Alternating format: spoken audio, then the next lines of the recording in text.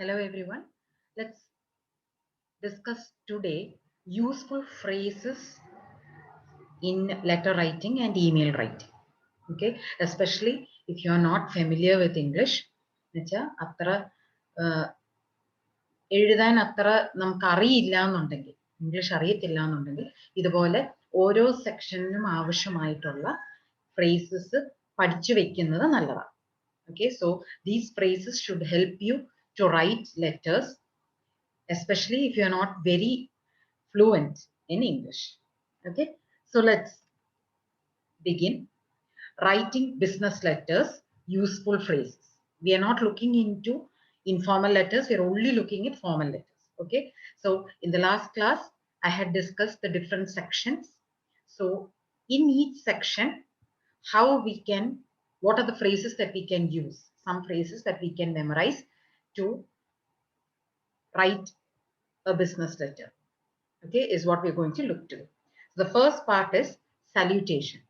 Salutation is, as I told you earlier, if we do not know the name of the person, then we will be writing dear sir, dear madam, dear sir or madam. If we don't know whether it's a male or a female, then we'll be writing dear sir or madam. More than one people, we will be writing gentleman. All these, phrases can be used for the salutation. And I also told you that if you are applying for a job, it is always better to see who will receive your letter. And now it's not that difficult. അല്ലേ, നമ്മുടെ വെബ്സൈറ്റുകളിൽ ഒരു application ആണ് നമ്മൾ അയക്കുന്നതെങ്കിൽ you can use the company website. വെബ്സൈറ്റിൽ ഈ ആരാണോ receive ചെയ്യുന്നത് അയാളുടെ പേര് അവിടെ ഉണ്ടാവും, കോണ്ടാക്ട് പേഴ്സന്റെ പേര് ഉണ്ടാവും. അതല്ലാന്നുണ്ടെങ്കിൽ you can telephone and ask, അല്ലേ, കമ്പനിക്ക് റിസപ്ഷനിൽ ടെലിഫോൺ ചെയ്ത് ആർക്കാണ് അഡ്രസ് ചെയ്യേണ്ടതെന്ന് ചോദിച്ചു കഴിഞ്ഞാൽ അവർ പറയും. So it's always better to use the name. It will build a rapport at the beginning itself. Okay, നമ്മുടെ പേര് അറിയാവുന്ന ഒരാളോട് നമ്മൾ സംസാരിക്കുമ്പോഴാണ് കൂടുതൽ നമുക്ക് അവരുമായിട്ട് എന്താ ഫ്രീ ആകാനായിട്ട് പറ്റും. അതിനു വേണ്ടിയിട്ടാണ് നമ്മൾ പറയുന്നത് use the name. Okay, so ആ കേസിൽ നമ്മൾ എഴുതുന്നത് ഡിയർ മിസ്റ്റർ ബ്രൗൺ. ബ്രൗൺ എന്നാണ് പേരെങ്കിൽ dear mister Brown, dear miss White, MS. Okay, Mrs ആണ് എന്നുണ്ടെങ്കിൽ MRS എഴുതുക. ആ രീതിയിൽ വേണം നമ്മൾ സല്യൂട്ടേഷൻ എഴുതാൻ. These are some of the useful phrases that you can use. Okay, ഇനി starting of the letter. Okay, normally നമ്മൾ ഫോമൽ ലെറ്റർ എഴുതുമ്പോഴത്തേനും ഐ വെച്ച് സ്റ്റാർട്ട് ചെയ്യാതിരിക്കുന്നതാണ് നല്ലത്. അതിന് നമ്മൾ സാധാരണ യൂസ് ചെയ്യുന്നത് we are writing to inform you that, to confirm that, to request that, to enquire about. അപ്പൊ എന്ത് കാര്യത്തിന് വേണ്ടിയിട്ടാണോ എഴുതുന്ന ആ രീതി അത് വേണം ആദ്യം എഴുതാൻ. we are writing to.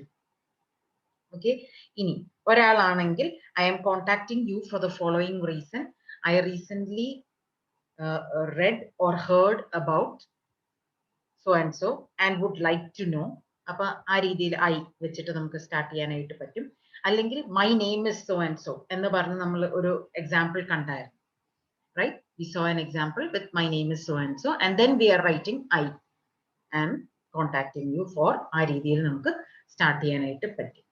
Okay, then advertisement കണ്ടിട്ടാണ് നമ്മൾ ചെയ്യുന്നതെങ്കിൽ having seen your advertisement in, എവിടെയാണോ advertisement കണ്ടത്, I would like to apply for the job or request you to confirm. അങ്ങനെ എന്തുവേലും എന്താ എന്തിനു വേണ്ടിയിട്ടാണോ ലെറ്റർ എഴുതുന്നത് അത് നിങ്ങൾക്ക് എഴുതാനായിട്ട് പറ്റും.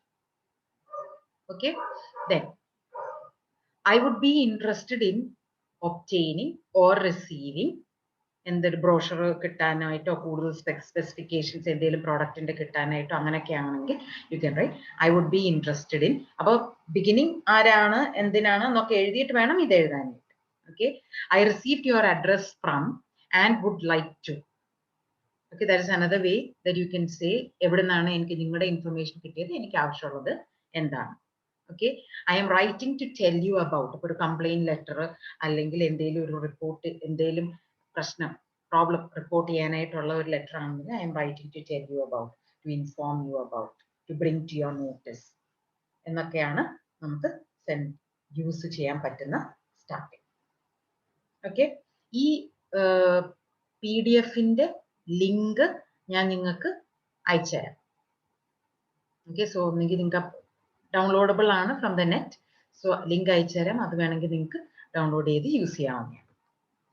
ഓക്കെ, ഇനി റെഫറിങ് ടു പ്രീവിയസ് കോൺടാക്ട്. ഇപ്പൊ നമ്മൾ ആദ്യമായിട്ടല്ല ലെറ്റർ എഴുതുന്നത്, പ്രീവിയസ്ലി നമ്മൾ ഈ ആളിനോട് നേരത്തെ letter എഴുതിയിട്ടുണ്ടെങ്കിൽ then we can use thank you for your letter of March 15th. Okay, so നേരത്തെ already correspondence നടന്നു. Thank you for contacting us in reply to your request. അപ്പൊ എന്തിനാണോ നമ്മൾ എഴുതുന്നത് അതിന്റെ ബേസിസിൽ വേണം നമ്മൾ സ്റ്റാർട്ട് ചെയ്യാൻ. Thank you for your letter regarding, എന്നിട്ട് അറബിക്കിലാണ് എഴുതിയിരിക്കുന്നത്. So I don't know.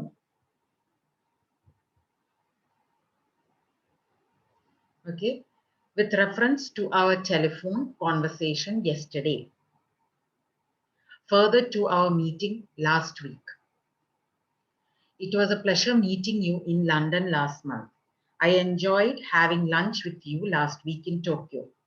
I would just like to confirm the main points we discussed on Tuesday. Okay, അപ്പോൾ നേരത്തെ ഒരു കോൺവെർസേഷനെ അല്ലെങ്കിൽ ഒരു കോൺടാക്ട് ലെറ്ററിനെ റെഫർ ചെയ്തുകൊണ്ടാണ് നമ്മൾ ഈ പെർട്ടിക്കുലർ ലെറ്റർ എഴുതുന്നത്. ഓക്കെ, അതിന് വേണ്ടിയിട്ട് ഉപയോഗിക്കാൻ പറ്റുന്ന കുറെ വാക്യങ്ങളാണ്. ഇത് ഇങ്ങനെ ഉപയോഗിക്കില്ല കേട്ടോ, നിങ്ങളുടെ കോൺടാക്സ്റ്റ് അനുസരിച്ച് വേണം നിങ്ങൾ ഉപയോഗിക്കാനായിട്ട്, അല്ലാതെ മാർച്ച് 15 വെറുതെ എഴുതി വെച്ചേക്കരുത്.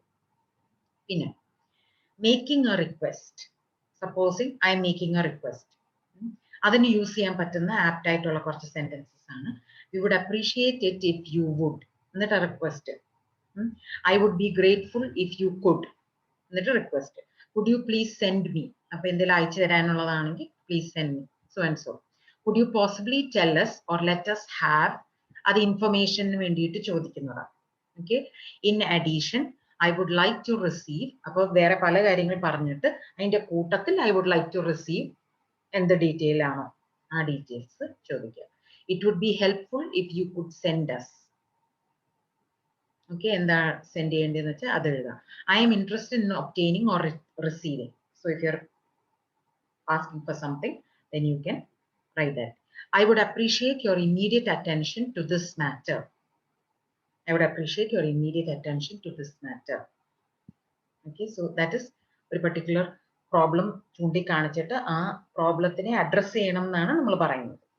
Okay, so അതിന് എഴുതാൻ പറ്റുന്നത് ലാസ്റ്റ് ആയിട്ട് after saying the problem, saying what you want, you should say I would appreciate your immediate attention to this matter. Please let me know what action you propose to take. Okay, അപ്പോൾ നിങ്ങൾ എന്ത് ഞാൻ ഈ പറഞ്ഞ കാര്യത്തിൽ നിങ്ങൾ എന്ത് നടപടി എടുക്കും എന്ന് എന്നെ അറിയിക്കുക. Okay, please let me know what action you propose to take. Okay, ഇനി if we are offering help, അങ്ങനത്തെ ഒരു സെന്റൻസ് ആണെങ്കിൽ we would be happy to do so and so.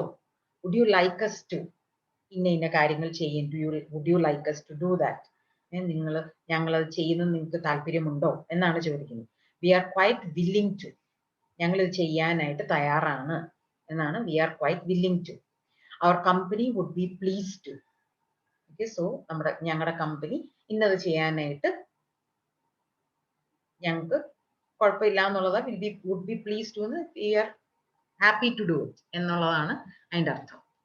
Okay, so ആ സെന്റൻസുകൾ നിങ്ങൾക്ക് യൂസ് ചെയ്യാവുന്നതാണ്. ഫ്രേസുകൾ, സെന്റൻസ് അല്ല, full complete അല്ല, ഫ്രേസുകൾ, ബിഗിനിങ് ഫ്രേസസ് മാത്രമേ ഉള്ളൂ. Okay, if you are giving a good news, we are pleased to announce that. എന്ന് വെച്ചാൽ ഒരാൾക്ക് ഇപ്പോൾ ഒരിടത്ത് ജോലി കിട്ടി എന്ന് കമ്പനി ലെറ്റർ, അപ്പോയിന്റ്മെന്റ് ലെറ്റർ കൊടുക്കുവാണെങ്കിൽ we are pleased to announce that or inform you that. Okay, I am delighted to inform you that. You will be pleased to learn that. Okay, ആ ഫ്രേസുകൾ യൂസ് ചെയ്യാനായിട്ട് പറ്റും. If you're giving bad news, we regret to inform you. I am afraid it would not be possible to. Unfortunately, we cannot or we are unable to. After careful consideration, we have decided not to or to. അങ്ങനെ എന്നിട്ട് ബാക്കി നിങ്ങൾ എഴുതണം. ഇത് just beginning phrases ആണ്, useful ആയിട്ടുള്ള ഫ്രേസുകൾ മാത്രമാണ്. Okay, ഇനി എന്തിനേലും കുറിച്ചുള്ള ഒരു കംപ്ലൈന്റ് ആണ് നമ്മൾ എഴുതുന്നതെങ്കിൽ then I am writing to express my dissatisfaction with എന്താണ് നിങ്ങളുടെ കംപ്ലൈന്റ് എന്താണ് അത് എഴുതുക.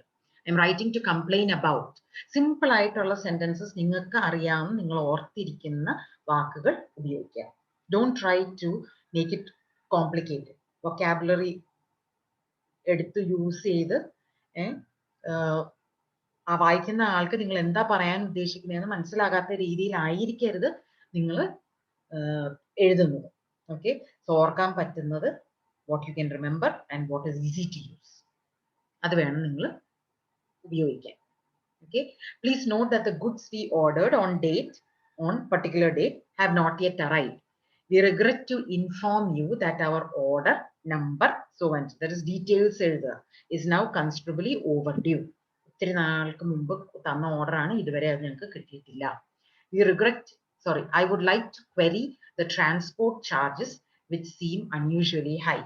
അപ്പോൾ സപ്ലൈ എന്തെങ്കിലും ചെയ്തിട്ട് ട്രാൻസ്പോർട്ട് ചാർജസ് ഭയങ്കര കൂടുതലാണ് എന്നാണ് ഇവര് കംപ്ലൈന്റ് ചെയ്യുന്നത്. അങ്ങനത്തെ എന്താണോ നിങ്ങൾ കംപ്ലൈന്റ് ചെയ്യുന്ന അതേ വെച്ചിട്ട് വേണം ഈ ഫ്രേസുകൾ യൂസ് ചെയ്യാൻ. ഈ ഫ്രേസുകൾ ചെറുതായിട്ട് മോഡിഫൈ ചെയ്തിട്ടും ഒക്കെ യൂസ് ചെയ്യാനായിട്ട് പറ്റും. പല ഫ്രേസുകൾ നമ്മൾ പഠിച്ചു വെക്കുമ്പോൾ ആ പർട്ടിക്കുലർ സിറ്റുവേഷനിൽ ഏതെങ്കിലും ഒന്ന് നമുക്ക് മോഡിഫൈ ചെയ്ത് യൂസ് ചെയ്യാനായിട്ട് പറ്റും. Okay, now if it is an apology letter, apologize. We are sorry for the delay in replying. Okay, I regret any inconvenience caused. I would like to apologize for the delay, the inconvenience. എന്താണെന്ന് വെച്ചാൽ once again I apologize for any inconvenience. അത് എല്ലാം പറഞ്ഞു കഴിഞ്ഞിട്ട് വീണ്ടും ലാസ്റ്റിൽ തീർക്കുന്നതിന് മുമ്പ് കൊടുക്കുന്ന ഒരു സെന്റൻസ് ആണ് once again. ഒന്നും കൂടെ ഞാൻ ബുദ്ധിമുട്ട് പിന്നെ ക്ഷമ ചോദിക്കുന്നു. Okay, I apologize for your inconvenience. Okay, അടുത്തത് ഓർഡേഴ്സ്.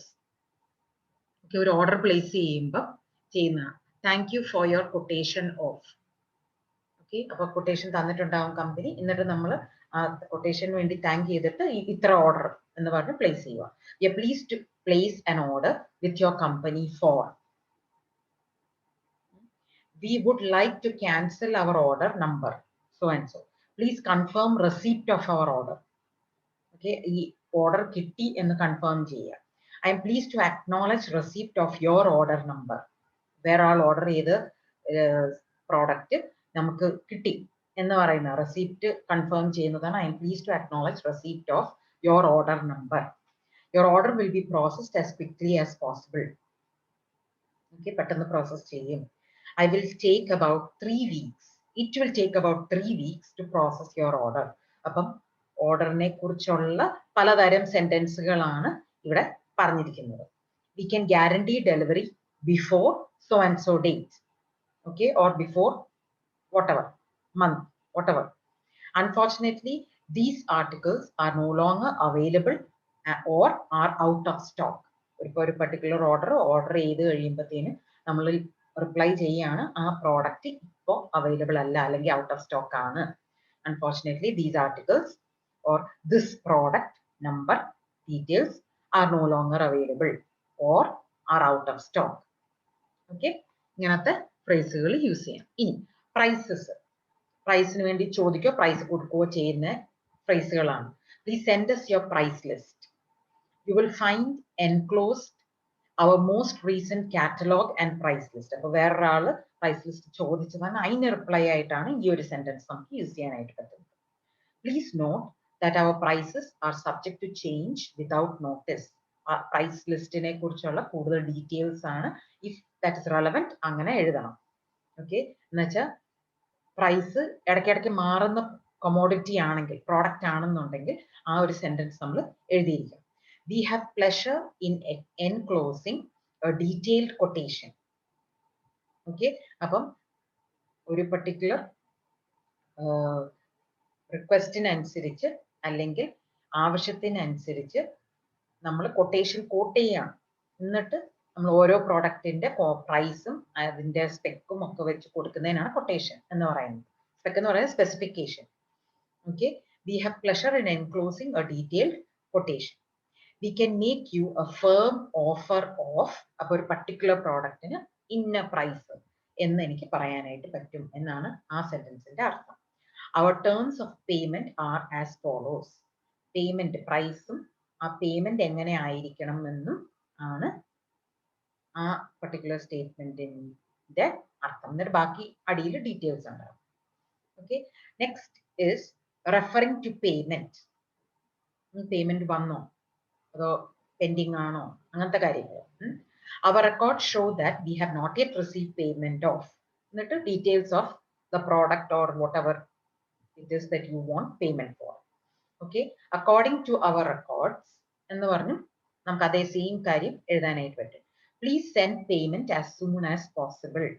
പെട്ടെന്ന് പേയ്മെന്റ് ചെയ്യണം. You will receive a credit note for the sum of. Credit എന്ന് പറഞ്ഞു കഴിഞ്ഞാൽ അത് ഇനി തരാനുള്ളതാണ്, എപ്പോഴേലും ഒരു പർട്ടിക്കുലർ ഡേറ്റ് തരണം എന്നുള്ളതാണ് credit note. For a sum of ഇത്ര amount for by this and this date നിങ്ങൾ അത് പേ ചെയ്യണം എന്നുള്ളതാണ് അവിടെ പറയുന്നത്. ഓക്കെ, ഇനി എൻക്ലോസിംഗ് ഡോക്യുമെന്റ്സ്. ഓക്കെ, നേരത്തെ പറഞ്ഞു enclosures are only required if you have a lot of things attached and you want the recipient to see that these things have been enclosed. Okay, so enclosures ഒന്നി കൂടുതൽ documents ഉണ്ട്, ആ documents important ആണ്, വായിക്കുന്നയാൾ അത് ശ്രദ്ധിക്കണം എന്നുണ്ടെങ്കിൽ മാത്രമാണ് നമുക്ക് എൻക്ലോഷേഴ്സിന്റെ ആവശ്യവും. If you are enclosing documents, you must write I am enclosing 1 2 3. Please find enclosed. You will find enclosed. ഈ സ്റ്റേറ്റ്മെന്റ്സ് ആണ് യൂസ് ചെയ്യാനായിട്ട് പറ്റുന്നത്. ഓക്കെ, ഇനി ക്ലോസിംഗ് റിമാർക്സ്. ഒന്ന്, if we can be of any further assistance, please let us know. Okay, so എല്ലാം കഴിഞ്ഞു. അവസാനം നമ്മൾ എഴുതണം if you need any further assistance, കൂടുതൽ സഹായം എന്തെങ്കിലും ആവശ്യമുണ്ടെങ്കിൽ ഞങ്ങളെ അറിയിക്കുക. If I can help in any way, please do not hesitate to contact me. അതേ കാര്യം വേറൊരു സെന്റൻസിൽ പറയുന്നുണ്ട്. If you require more information, you may contact me at whatever. For further details, എന്നിട്ട് വെബ്സൈറ്റിലേക്കോ ഇമെയിലിലേക്കോ എന്തെങ്കിലും നമുക്ക് ഡയറക്റ്റ് ചെയ്യാം. Thank you for taking this into consideration. ഒരു closing റിമാർക്കാണ്. ഒരു കംപ്ലൈന്റ് കൺസിഡർ ചെയ്യുന്നതോ അല്ലെങ്കിൽ ഒരു സജഷൻ കൺസിഡർ ചെയ്യുന്നതിനോ ഒക്കെ നമുക്കത് എഴുതാം. Thank you for taking this in to consideration. Thank you for your help. We hope you are happy with this arrangement. We hope you can settle this matter to our satisfaction. ഇതൊക്കെയാണ് ചില phrases നമുക്ക് സാധാരണ ലെറ്ററുകളിൽ closing റിമാർക്കായിട്ട് ending റിമാർക്കായിട്ട് use ചെയ്യാനായിട്ട് പറ്റും. ഇനി കൂടുതൽ ഫ്യൂച്ചർ ബിസിനസ്സിന് റെഫർ ചെയ്യുന്നുണ്ടെങ്കിൽ we look forward to a successful working relationship in the future. We would be very pleased to do business with your company. I would be happy to have an opportunity to work with your firm. ഇങ്ങനത്തെ സെന്റൻസുകൾ നമുക്ക് use ചെയ്യാം. ഫ്യൂച്ചറിൽ നമ്മൾ V look forward to എന്ന് വെച്ചാൽ working with them. Okay, further correspondence അങ്ങനെ. ഇനി referring to future contact. I look forward to seeing you next week. Okay, looking forward to hearing from you. Looking forward to receiving your comments. I look forward to meeting you on the 15th. I would appreciate a reply at your earliest convenience. An early reply would be appreciated. Okay, ഇതൊക്കെ നമുക്ക് future കാണാം എന്നുള്ളത് പറയുന്നതിന്റെ different vase ആണ്. Now, ending. Okay, sincerely, yours sincerely, sincerely yours. ഇത് മൂന്നും for customers or clients use ചെയ്യുന്നതാണ്. Regards, it's only for those already known to you or with whom you already have a working relationship. Okay, നമുക്ക് നമ്മുടെ co-workersനോടോ നമുക്ക് അറിയാവുന്ന ആൾക്കാർ ഫ്രണ്ട്സിനോടോ ഒക്കെ നമുക്ക് ലെറ്റർ എഴുതുമ്പോൾ റിഗാർഡ്സ് എന്ന് നമുക്ക് സൈൻ ഓഫ് ചെയ്യും. Okay, those are some of the useful phrases you will find when you are dealing with letter writing. Okay, so English അത്ര familiar അല്ലാത്തവർക്ക് വേണ്ടിയിട്ടാണ് ഈ useful phrases. So if you learn these useful phrases, it will be easier for you to write good letters. Okay, now let's look at two more types of letters. Okay, complaint letter. The third type is complaint letter. In the last class, we had done 2. Okay, now we are going to do 2 more. Complaint letter. When writing a complaint letter, keep it short and to the point to help ensure that your letter will be read in its entirety. All business letters should be maximum 1 page. Don't write a lot of things that they will not want to read. Okay, especially complaint letter aanengil to the point aayirikkanam. Okay, next, complaint letter should be addressed to the customer service or consumer affairs department or the head office if there is no customer service department. ഒരു പ്രോഡക്റ്റിനെ കുറിച്ചാണ് നമ്മൾ complaint ചെയ്യുന്നതെങ്കിൽ ആ correct സോഴ്സിലേക്ക് ആരാണോ അത് resolve ചെയ്യേണ്ടത്, whoever is supposed to resolve the problem, അവർക്കായിരിക്കണം നിങ്ങളുടെ ലെറ്റർ നിങ്ങൾ എഴുതുക. Okay, and the person to whom you should address this is probably available on the website. Website available എന്ന് വിളിച്ചു ചോദിക്കുക, എന്നിട്ട് ആർക്കാ അയക്കേണ്ടതെന്നുള്ളത് നിങ്ങൾ മനസ്സിലാക്കുക. Okay, now എന്തൊക്കെയാണ് ഡീറ്റെയിൽസ് ആണ് ഇനി നമ്മൾ കാണുന്നത്. First paragraph. In the first paragraph of the letter, identify the issue and all relevant information. Okay, നമ്മുടെ ലെറ്റർ വായിക്കുന്ന ആൾക്ക് ആവശ്യമായിട്ട് നമ്മുടെ പ്രോബ്ലം മനസ്സിലാക്കാനായിട്ട് ആവശ്യമായിട്ടുള്ള എല്ലാ ഡീറ്റെയിൽസും ആ ഫസ്റ്റ് പാരഗ്രാഫിൽ ഉണ്ടായിരിക്കണം. For example, date and time of issue, location, name of person on duty, name of product, what the problem was, your account number, model number, price, warranty information, reference number, അങ്ങനെ ആ particular product നെ കുറിച്ച് കംപ്ലൈന്റും ആയിട്ട് related ആയിട്ടുള്ള എല്ലാ ഡീറ്റെയിൽസും you must put in the first paragraph. Okay, remember, only state facts.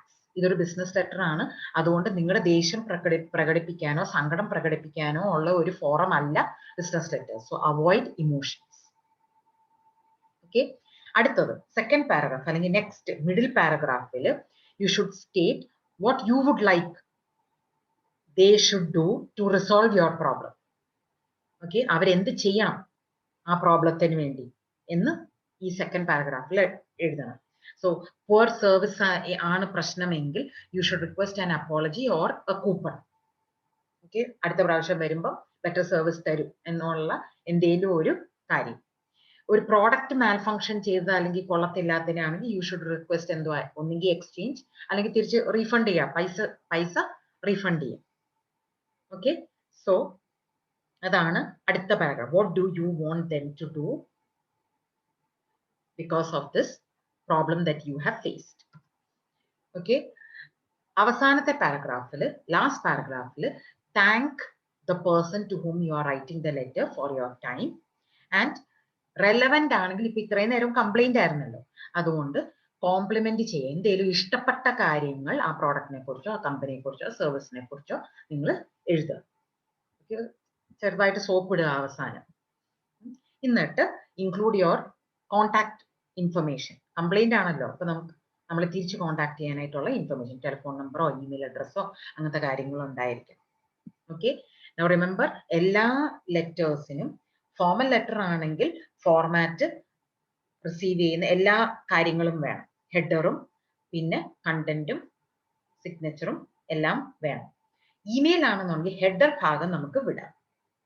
Okay, ബാക്കി എല്ലാ ഡീറ്റെയിൽസും വേണം.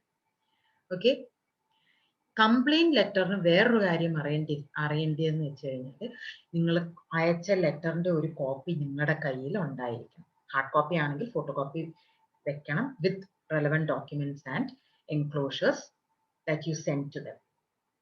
കോപ്പീസ് ഓഫ് എല്ലാം ഉണ്ടായിരിക്കണം. Okay, this is a sample. Okay, മുകളിലത്തെ ഫോമാറ്റ് ഒന്നും ഞാനിപ്പോൾ പറയുന്നില്ല. Content, dear sir or madam, പേരറിയാമെങ്കിൽ പേര് എഴുതുക. I have recently ordered a new pair of soccer cleats.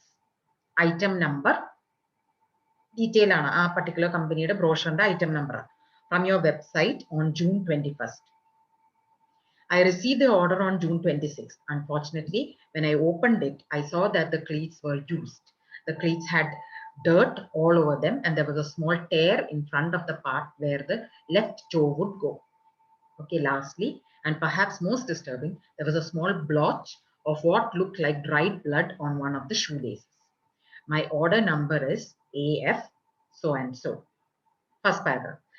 To resolve the problem, I would like you to credit my account for the amount charged for my cleats. I have already went out and bought a new pair of cleats at my local sporting goods store. So sending another would result in me having 2 pairs of the same cleats. Thank you for Aditha paragraph. Thank you for taking the time to read this letter. I have been a satisfied customer of your company for many years, and this is the first time I have encountered a problem. If you need to contact me, you can reach me at.